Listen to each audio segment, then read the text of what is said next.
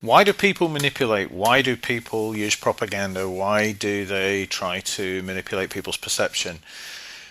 Many reasons. I would venture to say there is one core underlying reason, and that is control. And the really important thing about control is that control is generally not used as a tool by people who have really strong innate personal power. Control is usually used by people who don't have a strong innate personal power, because otherwise they would convince people, they would charm people, they would manage situations and get people to follow them in that way. They would lobby them, they would use truth and openness and fairness. So this may be a contentious point, and I can almost hear people disagreeing with me, but I suggest if you scratch the surface of any campaign designed to distort perception, these are often called distortion campaigns, or to manipulate or to use propaganda, everywhere from the factory floor, the office, families, up to personal campaigns against people, celebrities, politicians, political campaigns, you will see that the people who use this are perceived as powerful people, but are not actually powerful people. They're controlling people. And controlling people are the ones who control because they haven't got that natural power. People will not naturally just follow them because of who they are. So they use distortion, they use perception control, manipulation, and propaganda in order to try and execute that control. The reason that generally these campaigns of various types are waged is to recruit people to a cause, to recruit other workers against somebody who's not liked at work, or against a friend in a group, or against a political party, or against a celebrity, whatever. The campaign is usually to recruit people, and so that the recruitees help achieve the aim of the person who is using propaganda or distortion of perception.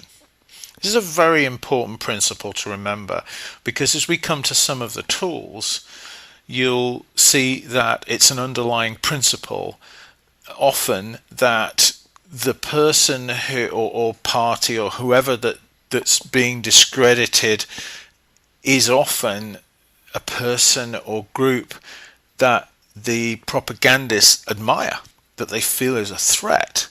And often that person or group does have a natural power, a natural following, is often very open, truthful, happy to be themselves. And this can be very threatening to people who don't have that natural power. So they want to use control, and they will recruit others to help bring the person down to a level or to disempower them.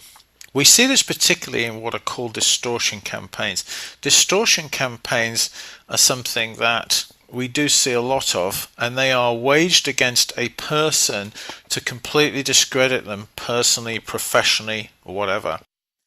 It happens with partners quite a lot, and divorces see a lot of that. But there are very, very concerted, strategic distortion campaigns over long periods of time that are designed to unseat politicians, celebrity bosses, whatever. And they are planned over a year, 2-3 years. It's not just random, emotional, oh, I don't like this person, therefore I'm going to spread gossip. They're very carefully, strategically planned. And often people are very surprised about this and really shocked.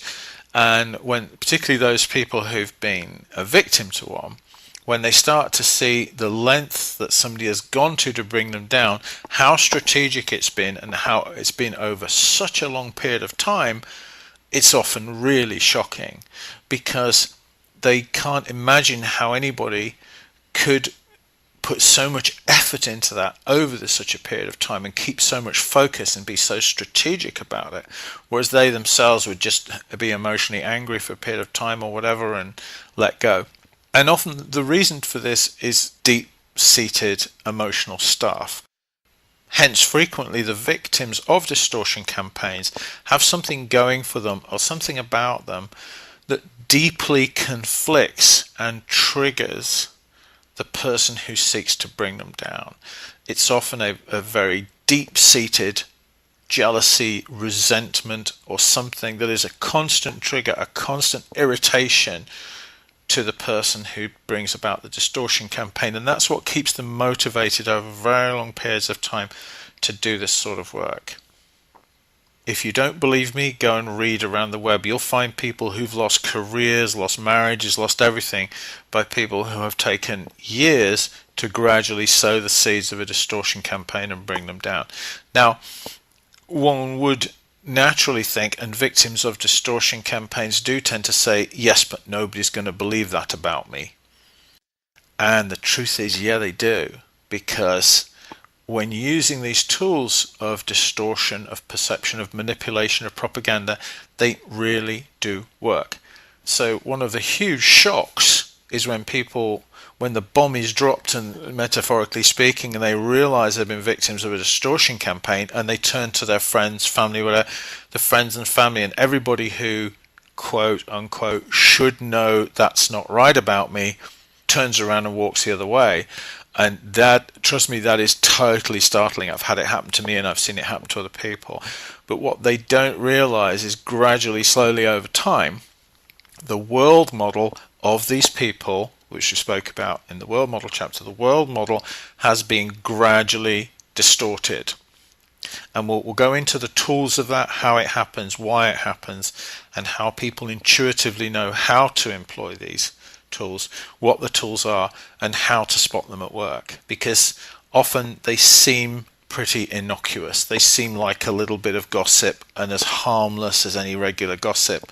But unless you spot strategic campaigns versus random casual gossip, you won't be able to do anything when that proverbial bomb goes off and you find out you're losing your job or your marriage or whatever, and you realize somebody's really been doing a number on you. And part of human interaction nowadays, and particularly with social media, is that social media is a rife area for these sort of things.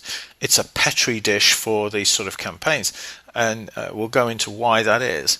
But they're much more common now, and we're certainly seeing them, as I mentioned in the intro, we're certainly seeing them in politics and certainly seeing them in most social circles nowadays to an extent that we have never seen before. So again, I feel this is crucially important that we all understand the tools in order to be able to deal with this.